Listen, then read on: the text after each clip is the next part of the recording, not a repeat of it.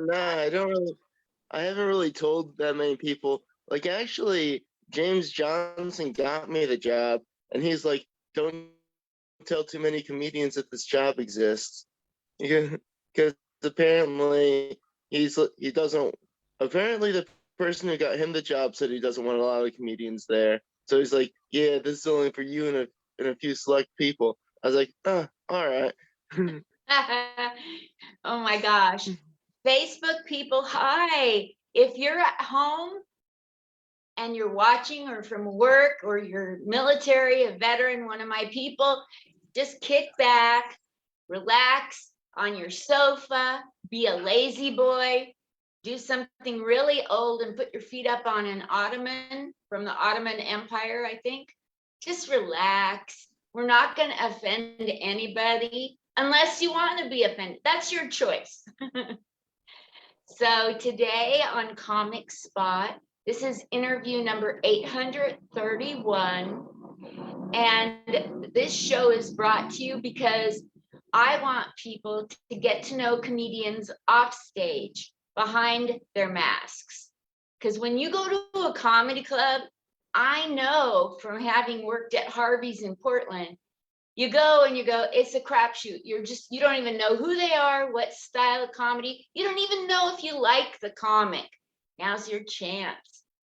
Yeah, that's right. So you get to kick back and listen to one comic after another to see what they're made of. What do they love? What do they hate? How did they grow up? That kind of stuff. So that's the passion behind Comic Spot. So because I'm passionate about doing it, I found a sponsor. It's the veteransofcomedy.com. I'm also a member there. I'm not in the hair club for men yet, but it's early. It could happen. So just any time that you want to hire someone who has served our country proudly and they're now serving up jokes, go to the veteransofcomedy.com. Today we have somebody here who's not a veteran, I don't believe, and he's not in the veteransofcomedy.com, but he is funnier than all get out. He's naturally funny. He doesn't even try to be funny. I know people who try. It's not this dude in the other square. Nope. So today's guest on Comic Spot is the amazing, amazing talent here in Vegas his name is William Penelope Strange. And let me read you the intro that he sent me. Hold up.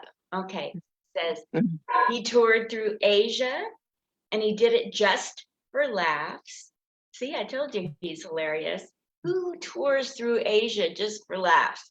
He does. And he started on the East Coast. We have to find out about that. And he says he doesn't have anything going right now, but trust me, when he takes the stage, the crowd gets going. They love him. I love him. Let's welcome him to the stage right now without further ado. Nobody even knows what a do is. They think it's a do-rag. I don't know. I don't get it anymore. But let's welcome him to the stage. This is the name he goes by, William Penelope Strange. Yay! Hi, William. Hey, how's it going? It's going. How's it going for you? Oh, I'm doing pretty well. Just sitting here on my day off. I put up a different background because my room's a mess. And you don't want to see assorted sex toys and stuff just lying around out where any like child who might be watching this could see it. No, we don't want to see that. But we can imagine it. You just painted a beautiful picture for some 4-year-old at home. Thank you. Oh, yeah, I know the demographic is like anywhere from 8 to 70 is where this goes. And I'm like the Looney Tunes. I like to allude to sexual conduct for the parents, but make it sound, fun for the kids. Yes, that's a real skill, to talk in parables. That's a Jesus thing. Mm-hmm. Yeah, did that go over your head? Um, oh, me and Jesus go way back to my Roman Catholic days. I'd shoot craps out back to be on the church with Jesus. And he'd go, "Hey, Bill, shouldn't you be in there learning about how I died for your sins and shit?" And I'm like, "Enough stalling, Jesus. You owe me $50." He's like, "I'm good for it." And I could shake my fist at him, and I said, "I could make an off-colored comment about Jews right now, but we're at church, so let's just go inside," is what I told him. Yes. So, did you just say the word Jew? Oh, can you hear? Jesus was Jewish, wasn't he? Yeah, he was Jewish. And you love him because he was Oh, Jewish, right? yeah. He was the Jewish guy I ever met. I tell you that much. Because if you do any anti-Jewish stuff, instead of doing crowd work, I will do kraut work on you. Kraut work. I'll go full on Oh, Nazi. can you hear me? Yeah, I can hear you very well. Absolutely. So, talk to me about growing up, William. How did you grow up? What city? What were you like? What kind of family did you come? Let's hear your story. Go for it. Yeah. I grew up in Ocean City, New Jersey, which is right outside of Atlantic City. And yeah, my dad was Irish Roman Catholic. My mom was Chinese and part Chinese, part Wasp. So I grew up in in a quasi-religious household. Uh, I grew up right next to Atlantic City, which is a lot like Las Vegas, except cold and depressing, which was which is a big thing. Uh, I guess I grew up right when Trump was shutting down right when Trump went into bankruptcy and all of his casinos were shutting down and whatnot. So yeah, normal, uh, normal, I guess, East Coast upbringing. I had most of my Irish family's in Philadelphia. A lot of my, I guess, Asian side of the family is in New York and North California. And yeah, I mean, and I was just a hooligan as a kid. I was a street urchin of sorts, is what I guess they'd call me. Explain what that means. Uh, well, I went out and was a rapscallion. I remember this one game that we used to like to play at the local playground is we'd go down and there was a big old gazebo and the kids used to like to tear, I guess, the roofing shingles off of them and throw them at each other. Just typical scamp stuff. Yes. So Oh, in your family when you were growing up, how many brothers and sisters did you have? well, yeah, one brother, one sister, so not too much. I was the middle child of the three. Me too. So the oldest was a brother. Yeah. My That oldest was was a brother, and my youngest was a sister. nice. And so then when you were growing up, did people realize how naturally funny you are? Uh, I mean, for the most part, I usually didn't talk to too many people. I talked to like a handful of kids who I enjoyed hanging out with, and other than that, I usually kept to myself. Like my friends, I guess, knew I was funny, but for the most part, I didn't talk to that many people. Didn't really talk to my family all that much. Just kind of did my own thing. Absolutely. So that was grade school and high school. And then after high school, what did William Penelope Strange do? Uh, well, I got into college, which was a trip, and that's where I started getting really gay.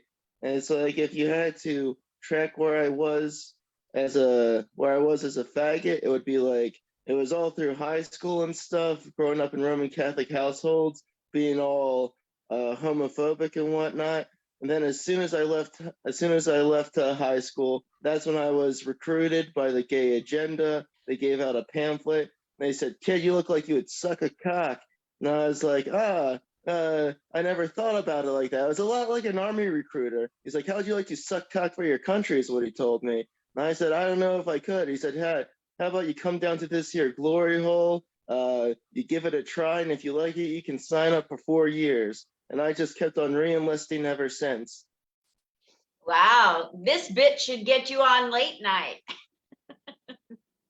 I know.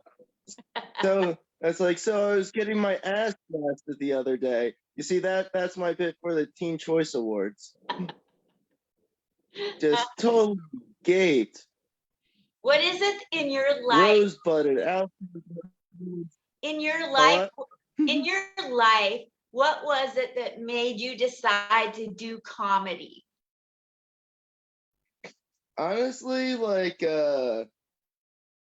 my friend was like, there's an open mic. You want to try comedy?" And I was like, "Sure, why not?" And then we went to the open mic. And then someone was like, "You want to be on my show?" And I was like, "Sure, why not?" And then it just kind of snowballed from there. Like I never really had aspirations to be a comedian. I just kind of stumbled into it.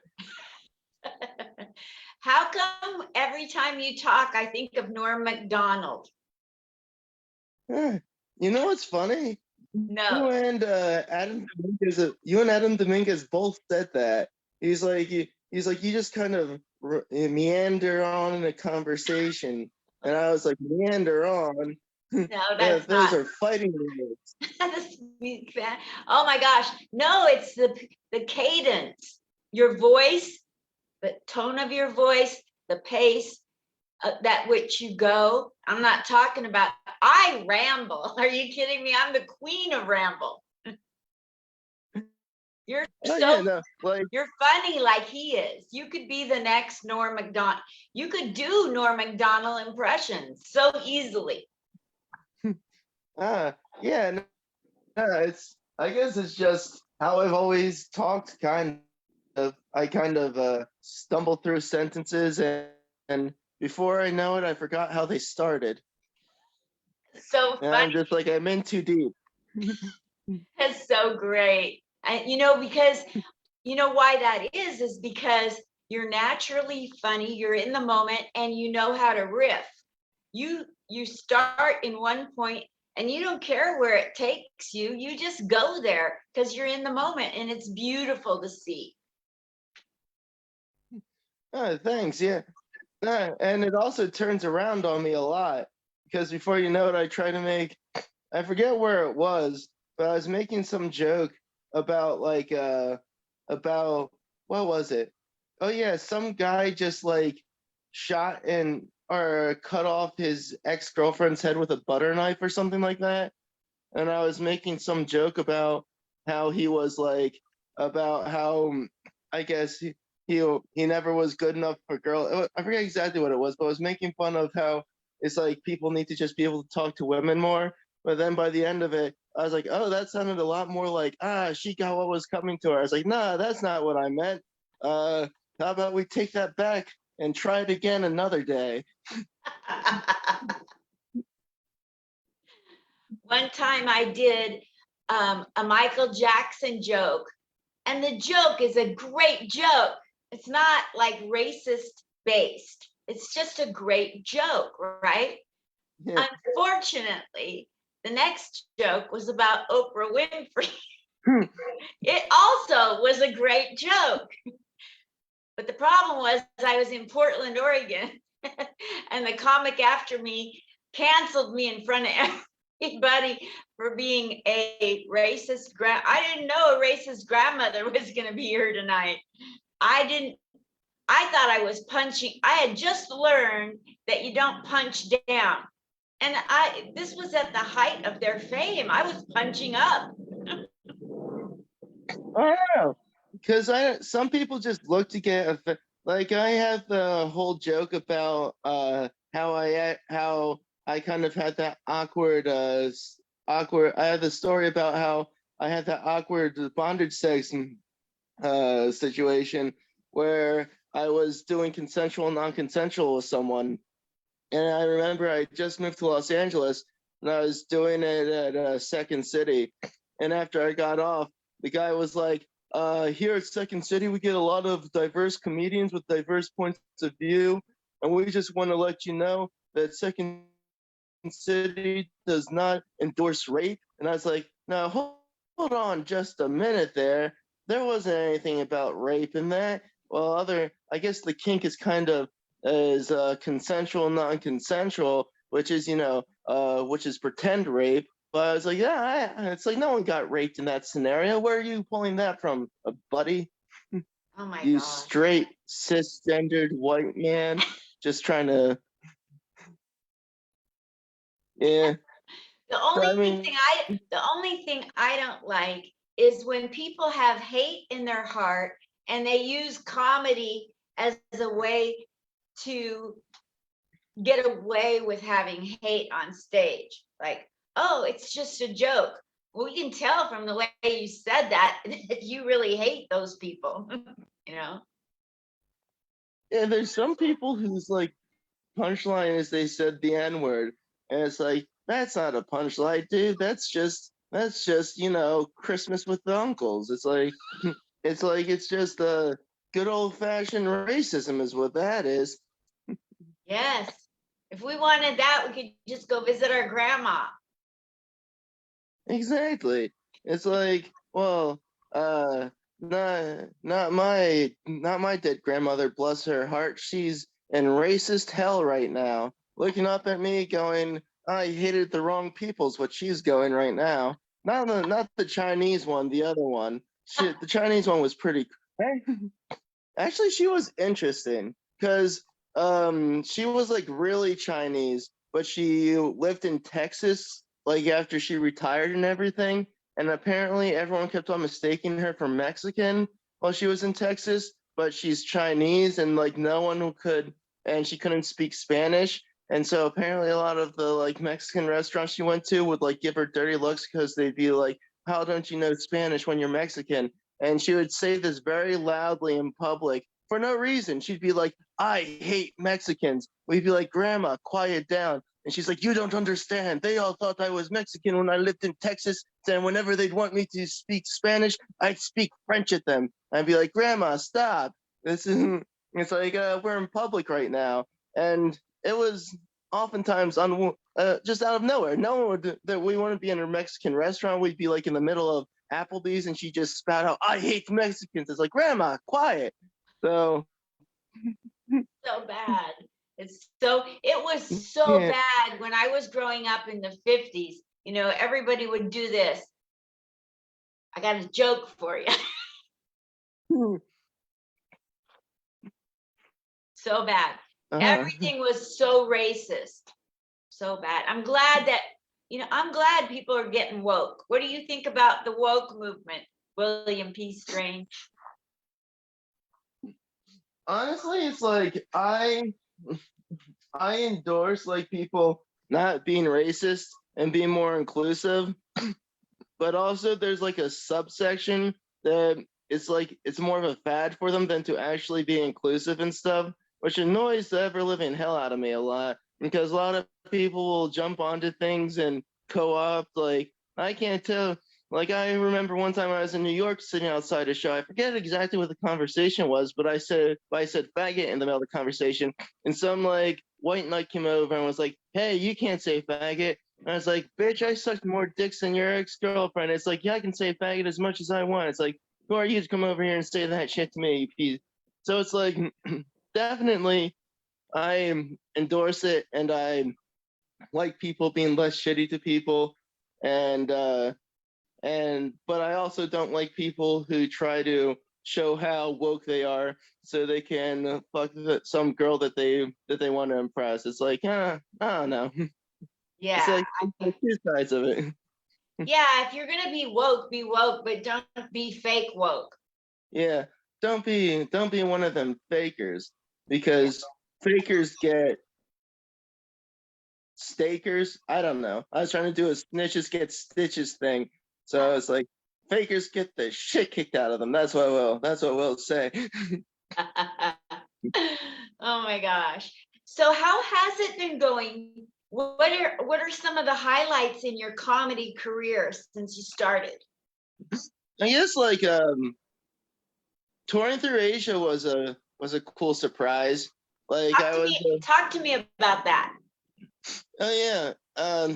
I just started doing comedy, and Butch Bradley, who's out here now in Vegas, had a comedy club in Atlantic City, and he's like, "Hey, Bill, you're pretty funny, and you know how to use a camera. Feel like touring through Asia with me?" I was like, "Sure, why not?" So we went to China, Singapore, Malaysia, and we stopped in Israel for a minute, and we just Oh, did.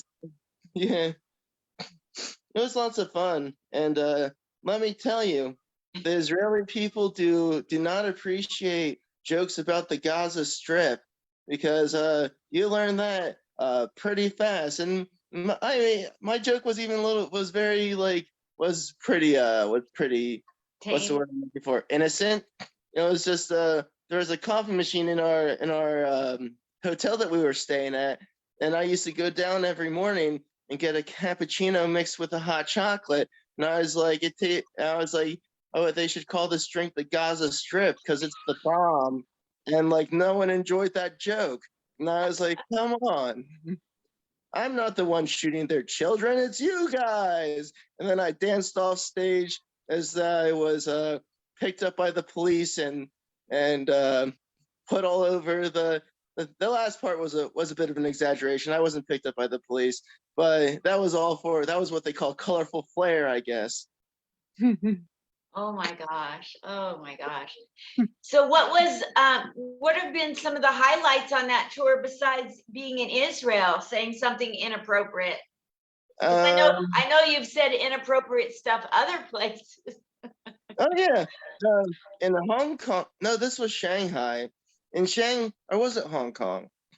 One of the cities, there are these two white dudes, and like this is like actually very big. These two white dudes owned like a media like empire, and apparently that's huge in China because they don't let anyone who's not Chinese like get big into media and stuff.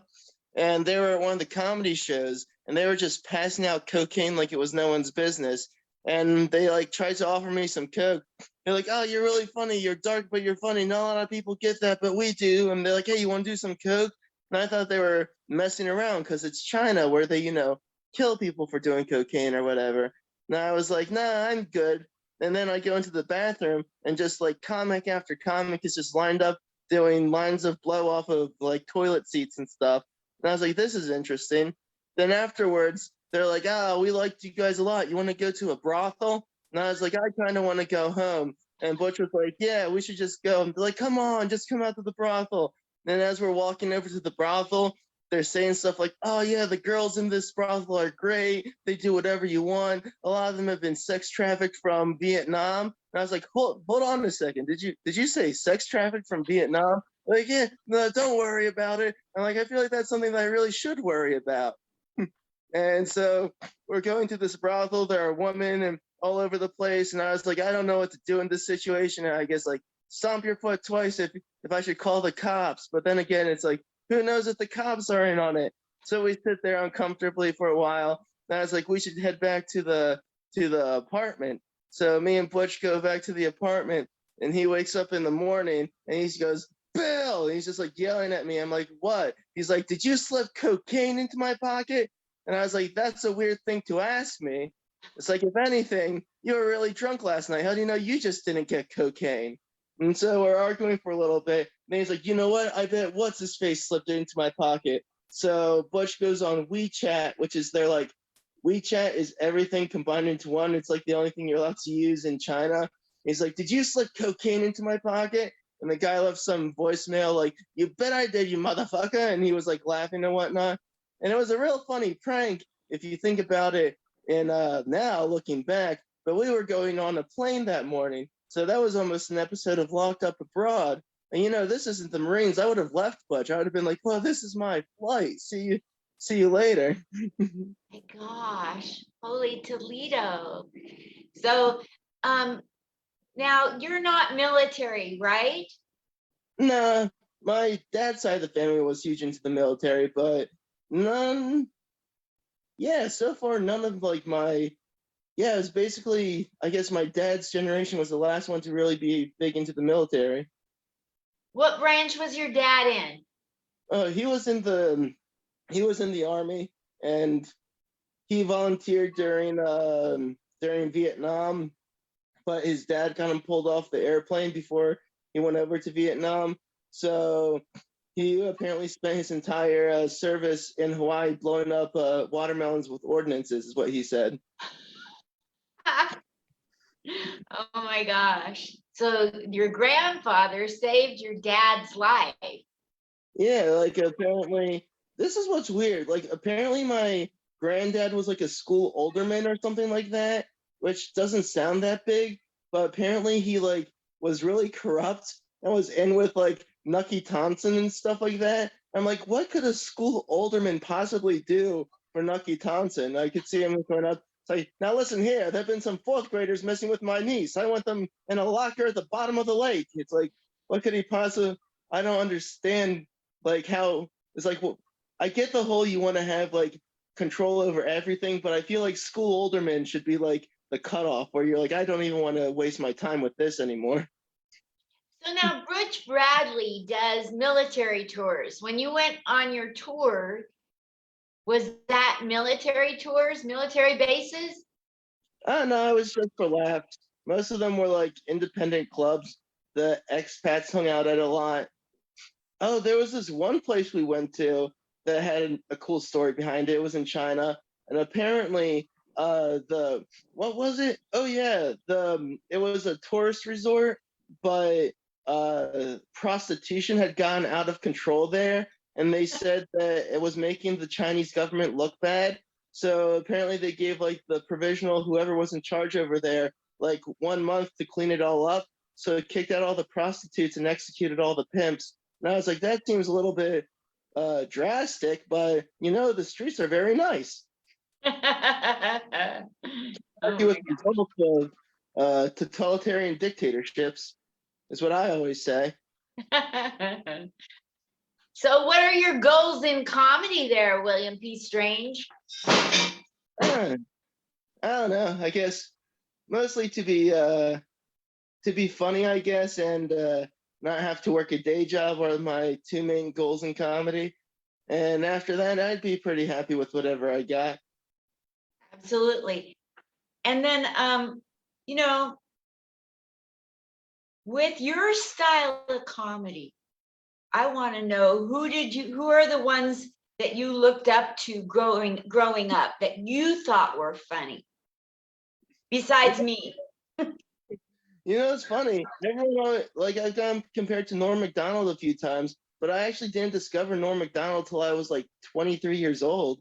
I guess like I really enjoyed Maria Bamford for a minute. Uh, Mean you don't enjoy her anymore?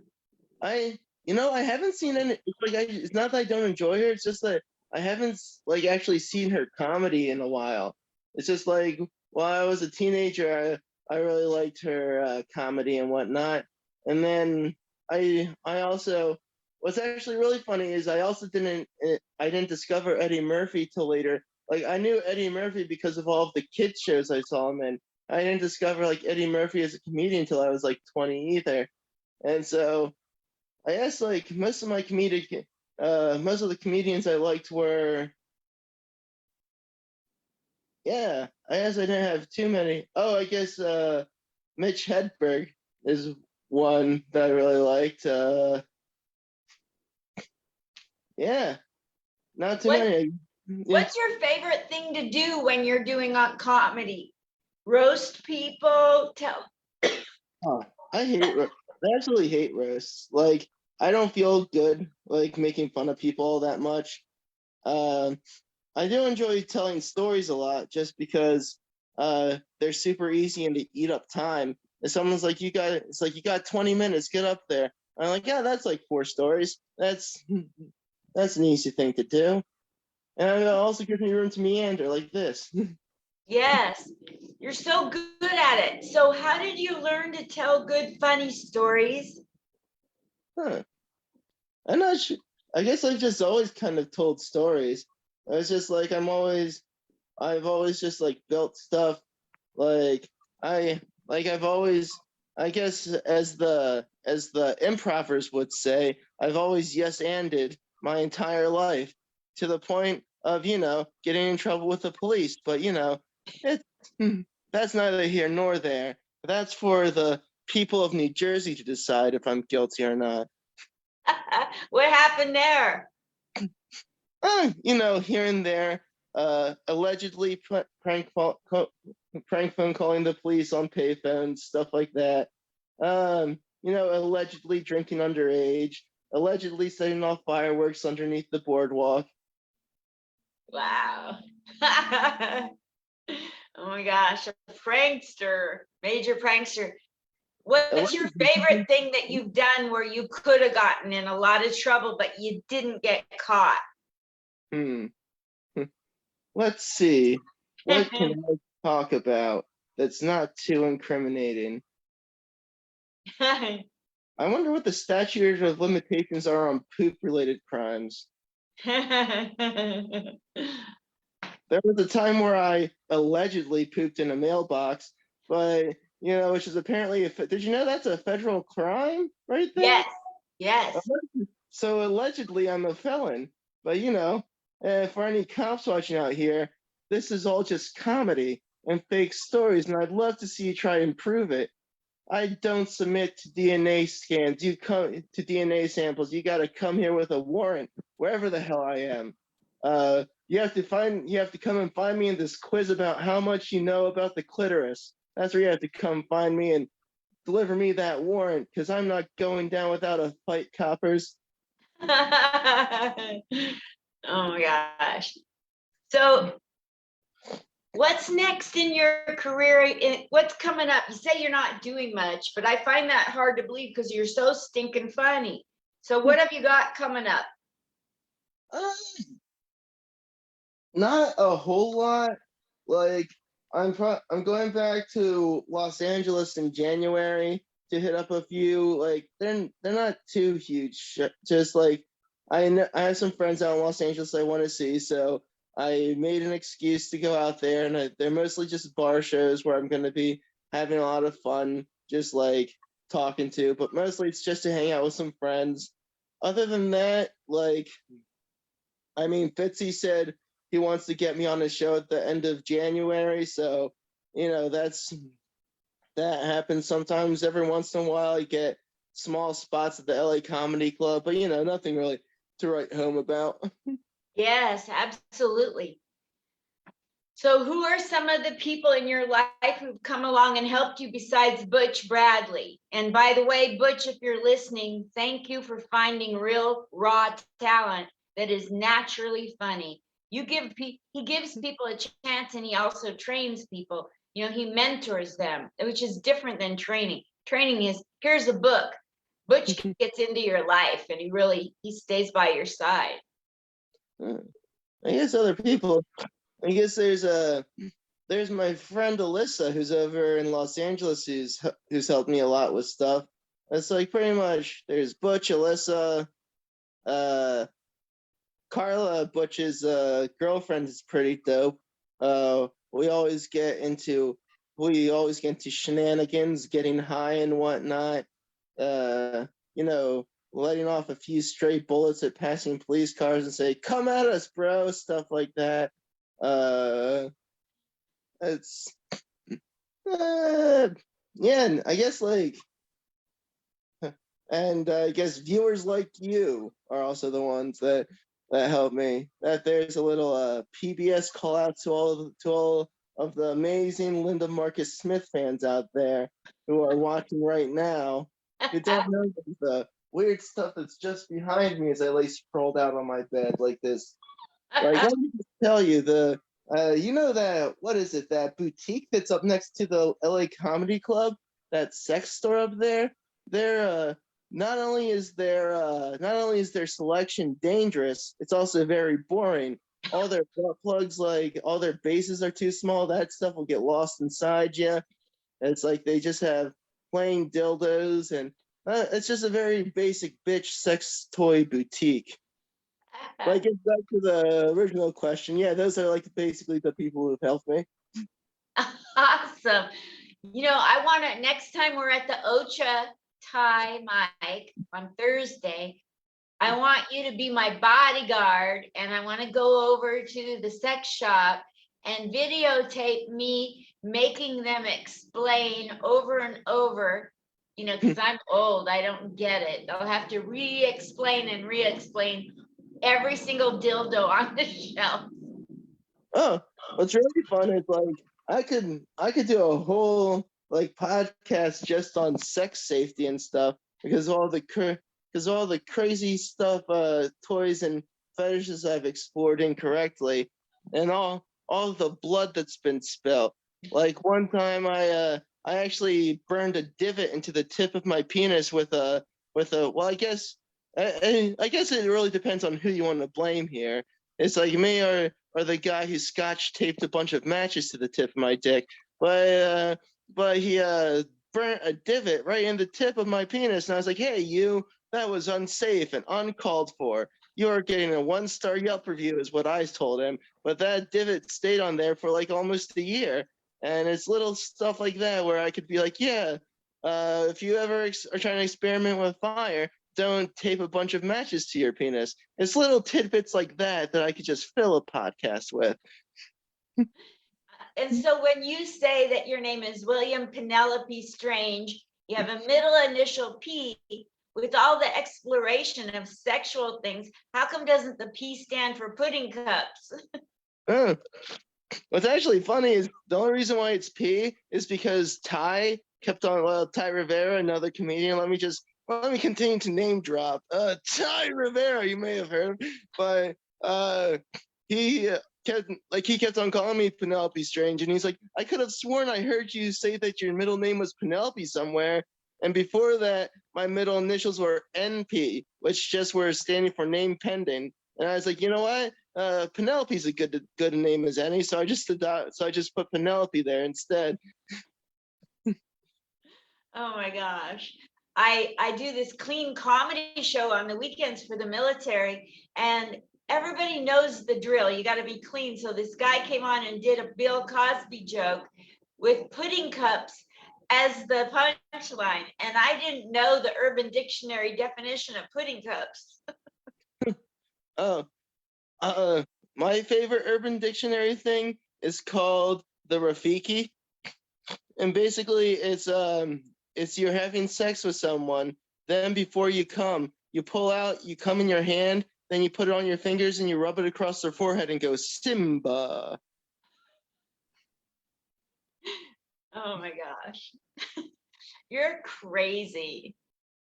I can see why you like Maria Bamford, because like you make anything a punchline, and so does she. Yeah, it's super like yeah, it's like she's always it's always like kind of a new thing with her too, because she just kind of meanders. I like using meanders. It's a big old word that I actually understand, and she like is able to kind of live in the moment. She went to and she also had a psychotic breakdown, and I'm like, I can relate to that. Absolutely. That makes her so relatable. People love her for that. She just came to Wise Guys about a month ago. Oh yeah, I saw the posters after the fact. I was like, oh, I missed that. Yeah, she does a lot of independent. Yeah, sorry. I went and caught her act. Like, did she do well at Wise Guys? Was it like a packed show? Not that packed. I saw 2 shows back to back, and the first show, of course, wasn't very full. The last one was full, and I would say that she's good at everything, and the lowest strength that she has is dealing with hecklers. I would say that she did everything else superbly, but she didn't she didn't have a heckler skill. That's kind of shocked me. Yeah, it's definitely one of those things because she seems like that's something too. Is like is that I was lucky enough to grow out of it and stuff, but a lot of like socially awkward people seem to not necessarily have like too many people skills and stuff like that. And that doesn't always translate good into like dealing with hecklers because that can really freeze you up and just like even people are really good at uh, like even people who consider themselves people persons can get held up by hecklers, and it doesn't really even help at all when you're like, I want to enjoy talking to you on like a person to person basis. Now you're messing with me at my job type thing. Yes. What's Tell me about a funny heckling situation you saw or were involved in. You gotta Oh, have something. I I got into a brawl one time in New Jersey You because didn't. basically this one comedian was like what was his name? He was like a super funny guy, but he had this irritable bowel syndrome joke. And someone stood up in the audience and was like, "You can't say that. I have irritable bowel syndrome." And then he's like, "Fuck you. I have irritable bowel syndrome too." And the guy like kind of tried to rush the stage, and I just jumped on him because I was like, "Yo, fuck you. You can't rush the stage at a comedy show." And then I guess he was there with friends, and one of them punched me in the back of the head like really hard, like I was on the ground. And like I was kind of in a daze, and I was trying to roll over because I'm like, okay, it looks like I'm gonna get jumped on soon. And when I rolled over, I just saw the comedian jump off stage and punch the guy in the face. It turned into like a huge fight at the bar. My gosh. Did you get a concussion out of that, William? I'm not sure. I didn't get it like checked out. I'm not dead, so probably not. Hysterical. So, where do you want people to follow you? Oh yeah, I guess I'm William P. Strange on Instagram, and I'm Billy Strang, BILLYSTRANG on Cash App. If you disagree with anything I said here today, feel free to Cash App Billy Strang $50 and tell me what you hated. If you agreed with me, feel free to drop in $100 for that support. And if you're undecided, feel free to drop in a cold hard grand and just say, work on your material, and we'd like to see where you're going from there. That's the best pitch I ever heard. Oh my gosh. Oh, you guys, you got yourselves a treat. Now you know him. Now you love him. Tells it like it is. William P. Strange. Thank you so much for letting us get to know you. Oh yeah, thanks for having me on. Absolutely. Is there anything you want to say before we go that I didn't ask? Um, Follow your dreams, kids. Oh my gosh. I can't remember. By the time I wake up, I forgot my dream. Have you ever thought of something really funny, then you wake up and it's not there? You know, yeah, I've had dreams where it's like this joke's hilarious, and I wake up and I'm like, I can't remember the joke, but I don't know if that's just my brain going, you know, what would be hilarious if we make him think he forgot a joke, and then like all the little people in my head are like, you know what, he'd appreciate this later, and then they just do it. Yeah, screw you guys, but at the same time, that's hilarious. Oh my gosh. I have no words, no comeback. I'm going to let you have the final on that. Thank you so much, William P. Strange. All right. Yep. Have a good Thank- afternoon. Yes. Are you coming to Wise Guys Tuesday tomorrow? Oh yeah, are you hosting the bucket mic there? Yes. And there's nothing like having a Jew in charge of a list. It's like how the tables have turned is what you should tell Conan. Okay, can I? Definitely, just go by. It looks like I have the list. Oh, how the tables have turned, and then just walk back to your table. Okay, that's a great delivery idea. I'll do that. uh, See you later.